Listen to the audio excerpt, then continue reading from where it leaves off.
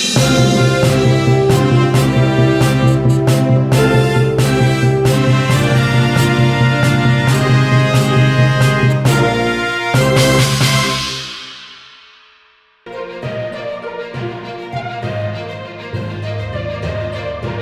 India देखने वाले सभी दर्शकों का स्वागत है। अभी मैं फरीदाबाद के बल्लभगढ़ एरिया में उपस्थित हूँ और हमारे साथ मौजूद है आरक्षण विरोधी पार्टी के महासचिव दीपक गौड़ जी। आइए मिलते हैं आरक्षण विरोधी पार्टी के महासचिव दीपक गौड़ जी से। दीपक गौड़ जी, न्यूज इंडिया में आपका स्वागत है। बहुत बहुत धन्यवाद आपका। सर, आरक्षण विरोधी पार्टी बनाने का ख्याल कैसे है आपका? इस पार्टी का मुख्य उद्देश्य क्या था? आरक्षण विरोधी पार्टी 2014 के अंदर गठन किया गया है।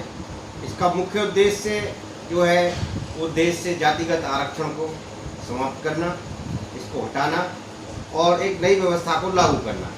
क्योंकि हमारा जो मेन मकसद है वो है कि प्रतिभा का सम्मान होना चाहिए। हमारे देश में आरक्षण नीति एक ऐसी नीति है जिसके अंदर 40% जो नंबर लेता है उसको तो सीट पे बिठा दिया जाता है, और जो 95%, 92% नंबर लेते हैं, 99% नंबर लेते हैं, उनको कहीं ना कहीं पीछे कर दिया जाता है कि भाई आपका इस सीट अब रिजर्व है, अब आपका सिलेक्शन नहीं होगा।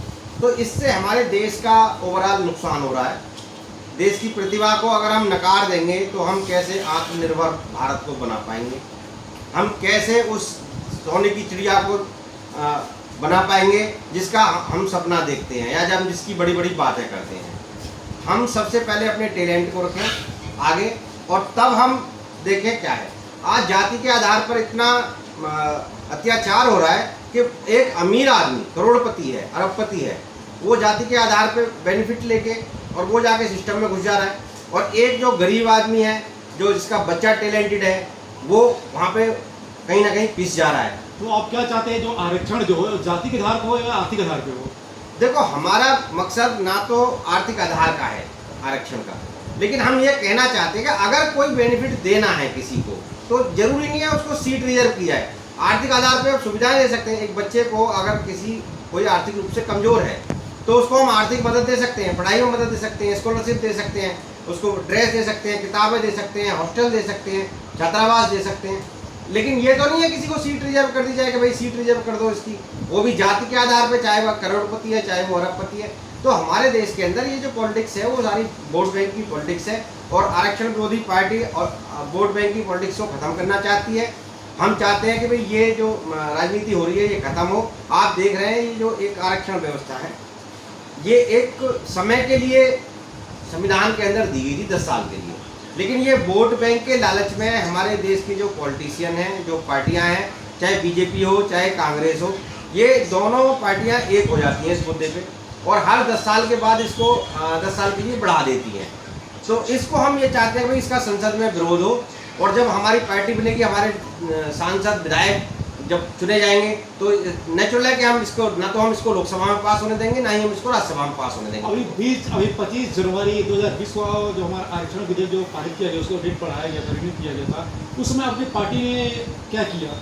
नहीं, हम लगातार इसका विरोध कर रहे हैं। हम अभी हम संसद के बाहर से विरोध कर रहे हैं, लेकिन हमारी सुनवाई नहीं होती। भाई हम संसद के बाहर हम इसका विरोध प्रदर्शन करते हैं, हमको जेलों में डाल दिया जाता है। मेरे को उठा के 2 महीने तक तिहाड़ जेल में भेज दिया। मैं अभी जमानत पे हो रहा हाई कोर्ट से। आपने अदालत का दरवाजा क्यों नहीं खटखटाया? अदालत में केस चल रहा है, मेरा केस पटियाला हाउस कोर्ट में खुद चल रहा है। अदालत इसके ऊपर कितने ही फैसले दे चुकी है, लेकिन ये फैसलों को मानते कहाँ है?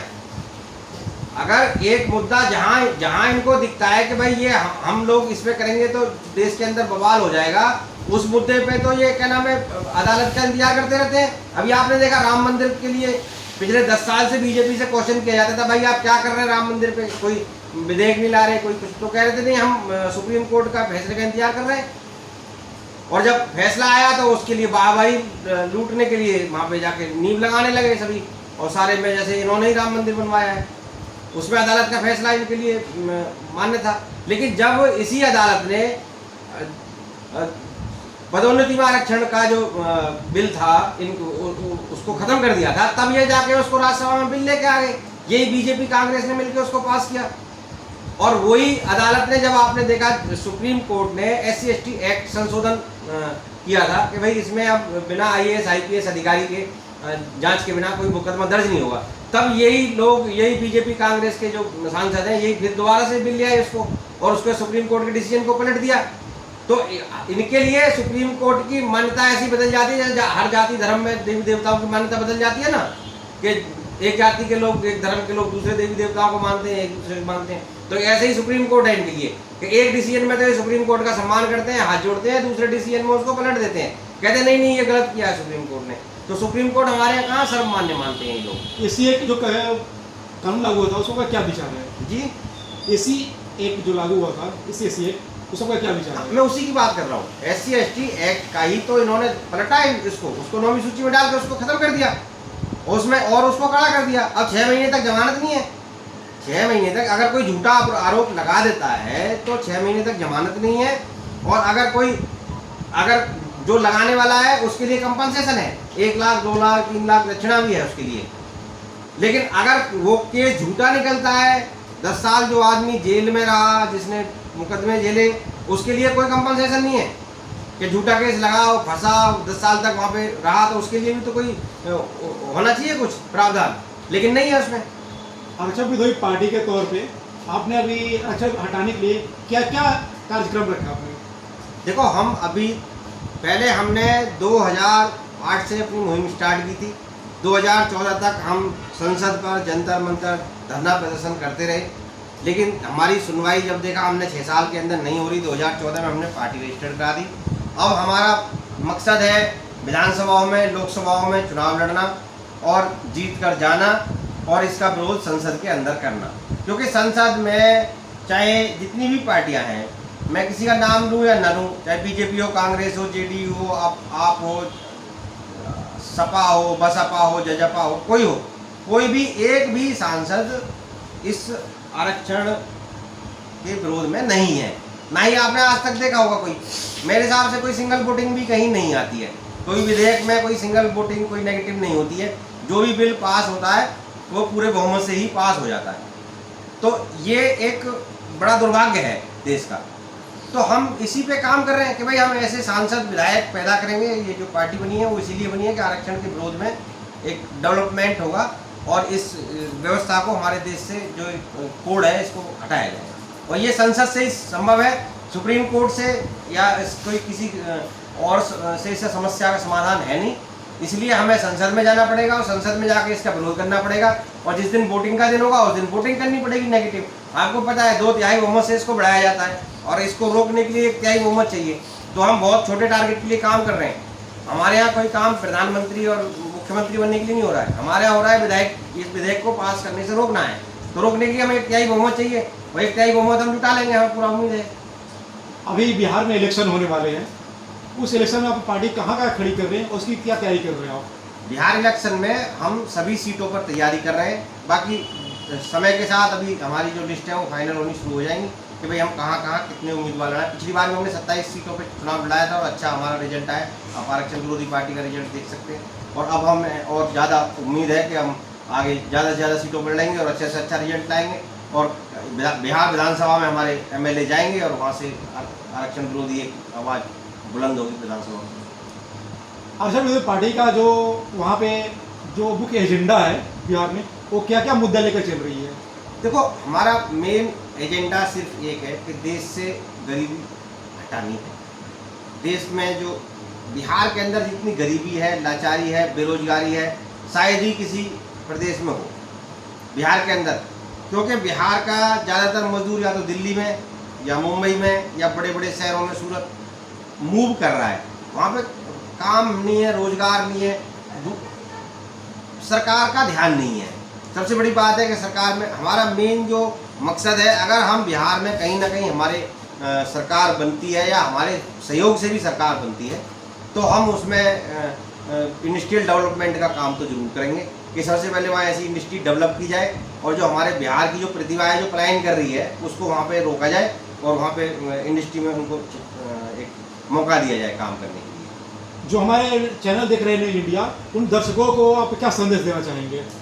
देखो, मेरा सभी दर्शकों से, देश की जनता से सिर्फ एक ही अनुरोध है कि अगर देश से जातिवाद की राजनीति को ख़त्म करना है, इस पॉलिटिक्स को जो आज की डेट में चल रही है, और हम जैसे नए जो युवा हैं, जो हम नई युवा सोच के साथ हम पॉलिटिक्स करना चाहते हैं, तो आप देख सकते हैं बहुत बड़ा अंतर आएगा। देश में जातिवाद की राजनीति को ख़त्म करना है, देश में उद्योग चाहिए, देश के अंदर रोजगार चाहिए, और हमें जो नीड है, आज हमारे जो गरीब है, जो झुग्गी में झोपड़ी में जो रहता है, उसको आज ज़रूरत है पैसे की, या आज उसको ज़रूरत है मकान की, आज उसको ज़रूरत है रोजगार की। आरक्षण क्या वो थाली में परोस के खाएगा जब घर में खाने के लिए नहीं है? तो आरक्षण क्योंकि दिया जा रहा है कोठी वालों को, बंगले वालों को। आज जो IAS है, IPS है, IRS है, जो आज डॉक्टर हैं, इंजीनियर है, उनके बेटे पीढ़ी दर पीढ़ी इसको आरक्षण को खाते जा रहे हैं। लेकिन इस आरक्षण का जो नाम होता है वो होता है दलितों को दे रहे हैं, पिछड़ों को दे रहे हैं। किसको मिल रहा है दलित पिछड़े को? ये तो सब वही खा रहे हैं जो पूंजीपति लोग हैं। तो ये दलितों और पिछड़ों के नाम पे एक अंधी लूट देश के अंदर चलाई जा रही है, और इस लूट को बंद करना हमारा मेन मकसद है। हम जनता से सहयोग चाहते हैं कि हमारा देश के अंदर इस लूट को खत्म किया जाए, जो आरक्षण की अंधी लूट है, और हमारे देश के जो गरीब हैं, जो बेरोजगार हैं, उन लोगों के लिए हम रोजगार के अवसर उपलब्ध कराएंगे। ये हमारा वायदा है, और हम इसी के साथ।